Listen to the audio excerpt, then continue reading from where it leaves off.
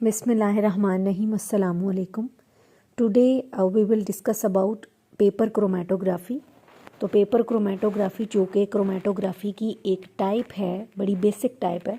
हम उससे पहले ये देखेंगे कि क्रोमेटोग्राफी है क्या।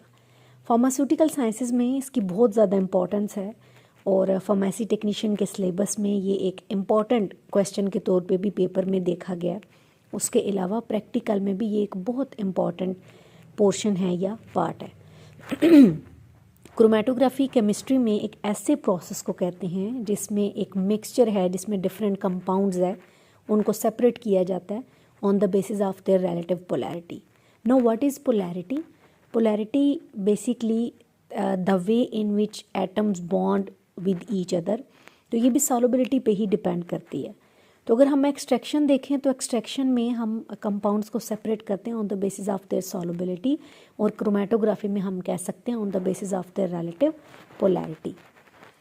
डिफरेंट टेक्निक्स क्रोमेटोग्राफी में इस्तेमाल होती हैं, जैसे असेंडिंग टेक्निक है, डिसेंडिंग है, सर्कुलर है और रेडियल है। इन टेक्निक्स को एक एक लाइन में अगर हम देखें तो असेंडिंग टेक्निक वो है जिसमें सॉल्वेंट मूव करता है डाउनवर्ड टू अपवर्ड। अब ये जब आप डायग्राम साथ साथ देखेंगे थोड़ा बहुत समझ आएगा, जब आप प्रोसीजर को पढ़ेंगे तो ये मज़ीद क्लियर होता चला जाएगा। डिसेंडिंग क्रोमेटोग्राफी में क्या होता है कि सॉल्वेंट मूव करता है from upward to downward. Circular और रेडियल में जो कि पेपर की शेप है वो हमें राउंड रखनी होती है, और सर्कुलर में वो मूव करता है in the form of ring, और रेडियल में वो आर्च की शक्ल में मूव करता है। आर्च यानी डोम लाइक जो अपीयरेंस होती है, ब्रैकेट भी हम उसको कह सकते हैं। क्रोमेटोग्राफी में फेजेस की बहुत इंपॉर्टेंस है।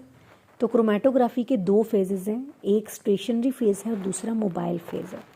स्टेशनरी फेज उस फेज को कहते हैं जिसमें मूवमेंट नहीं होती, we can say that is non mobile phase, यानी जो मूव नहीं करता, जो एक जगह पे साकन रहेगा। स्टेशनरी फेज में पेपर आ सकता है, टाल्क आ सकता है, मैग्नीशियम ऑक्साइड है, एल्युमिनियम ऑक्साइड है, एक्टिवेटेड चारकोल है, वो ग्लास शीट जिसके ऊपर हम थिन लेयर क्रोमेटोग्राफी का प्रोसेस कर रहे हैं उसको हम ले सकते हैं, एंड सो ऑन। उसके बाद मोबाइल फेज कौन सा है? मोबाइल फेज बेसिकली वो सॉल्वेंट है जिसने मूव करना होता है।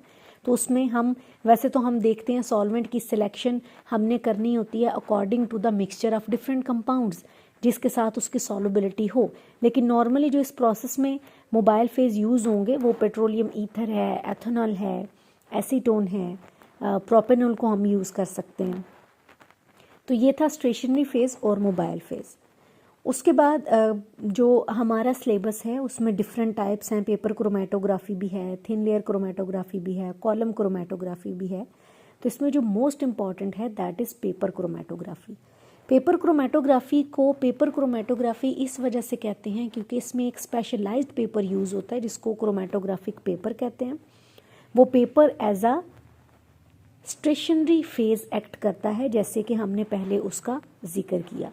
अब यहाँ पे अगर हम specifically with reference to paper chromatography हम फेजेस का जिक्र करें तो स्टेशनरी फेज में paper is used as a stationary phase, और जो मोबाइल फेज है उसमें क्या होगा, फिर रिपीट करती हूँ कि ये सॉल्वेंट की सिलेक्शन बहुत इंपॉर्टेंट है। ये हमें अकॉर्डिंग टू मिक्सचर करनी होती है ऑफ डिफरेंट कंपाउंड्स, लेकिन फिर हमने जो नॉर्मली एक एक्सपेरिमेंट करवाने के लिए बच्चों को करवाते हैं तो उसमें हम नॉर्मली वाटर भी यूज़ कर सकते हैं, एसीटोन भी है और एथेनॉल भी है, जिसको हम as a mobile phase use करेंगे। अब बच्चों प्रोसीजर की तरफ अगर चलें तो बहुत आसान प्रोसीजर है, कोई ऐसा सच मुश्किल नहीं। उसमें कुछ चीज़ों का हमने ध्यान रखना है कि स्टेप वाइज हमने उसमें चलना होता है।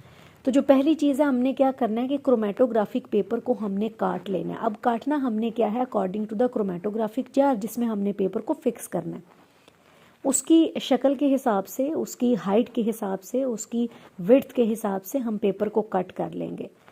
और पेपर को कट करने के बाद ये ध्यान रखना है कि अगर हम रेडियल और सर्कुलर कर रहे हैं तो उस वक्त हमने पेपर को राउंड में रखना है, लेकिन इस वक्त हम उसको किस में रखेंगे, सेंडिंग डिसेंडिंग के वक्त एक स्ट्रिप के फॉर्म में रखेंगे। अब हम उसके ऊपर हम एक बेस लाइन ड्रॉ करेंगे, बेस लाइन जिसको एज लाइन भी कहते हैं, बेस लाइन भी कहते हैं। तो वो फाइनल जो एज होता है पेपर का उससे 2.5 सेंटीमीटर स्केल की मदद से मापते हुए हमने लेड पेंसिल की मदद से एक लाइन ड्रॉ करनी है। वो लाइन किसकी वजह से होती है, उस लाइन के ऊपर हमने स्पॉट प्लेस करना होता है, जो कि हमारे पास एक मिक्सचर है, मिक्सचर ऑफ इंटरेस्ट हम उसको कह सकते हैं, जिसको हमने सेपरेट करना है। अब क्या होगा कि हम वहाँ से एक ड्रॉप लेके बेस लाइन के बिल्कुल दरमियान में हम उसको प्लेस करेंगे। अब उस स्ट्रिप को हम क्रोमेटोग्राफिक जार में लटका देंगे। मेक श्योर कि क्रोमेटोग्राफिक जार के अंदर हमारा मोबाइल फेज़ वाला सॉल्वेंट मौजूद हो। लेकिन एक चीज़ का यहाँ पे ध्यान रखना, जब हम पेपर को वहाँ पे फिक्स करेंगे तो पेपर का जो फाइनल एज है वो सॉल्वेंट में डिप हो, लेकिन बेस लाइन उसमें डिप नहीं होनी चाहिए। अब जब हमने उसको डिप कर दिया तो हम उसको छोड़ देंगे कुछ टाइम के लिए, तकरीबन 15-20 मिनट के बाद हम देखते हैं कि वो मिक्सचर को उसने सेपरेट करना शुरू कर दिया। किसने? मोबाइल फेज़ ने, जब वो नीचे से ऊपर की तरफ मूव करना शुरू करेगा असेंडिंग क्रोमेटोग्राफी की टेक्निक के अकॉर्डिंगली। अब जब कुछ देर के बाद वो मिक्सचर सेपरेट हो गया, उसके डिफरेंट स्पॉट्स बन गए, या वो डिफरेंट स्पॉट, एक स्पॉट नीचे तक आया, फिर कुछ ने उससे ज़्यादा डिस्टेंस तय किया, फिर कुछ ने उससे ज़्यादा डिस्टेंस तय किया। इसको समझाने के लिए ज़रा बता देती हूँ कि हम जो नॉर्मली बच्चों को प्रैक्टिकल करवाते हैं तो उसमें हम डिफरेंट कलर की इंक्स को मिक्स कर लेते हैं। अब जब इंक को मिक्स किया हुआ है तो हम उसको एज सच सेपरेट नहीं कर सकते, लेकिन जब इस तरीकाकार के ज़रिए उसको क्रोमेटोग्राफिक पेपर को वहाँ पे प्लेस करते हैं तो कुछ देर के बाद हम देखते हैं कि जितनी इंक्स हमने मिक्स की थी उनके अलग अलग स्पॉट्स बन गए उस पेपर के ऊपर। यानी क्या हुआ, उसने सेपरेशन उसकी कर दी। अब यहाँ पे एक लफ्ज़ आता है दैट इज़ RF। फिर हमने इसकी RF वैल्यू निकालनी होती है। RF value, RF basically stands for retardation factor. तो फिर RF वैल्यू हमने उन तमाम कंपाउंड्स की अलग अलग निकालनी है।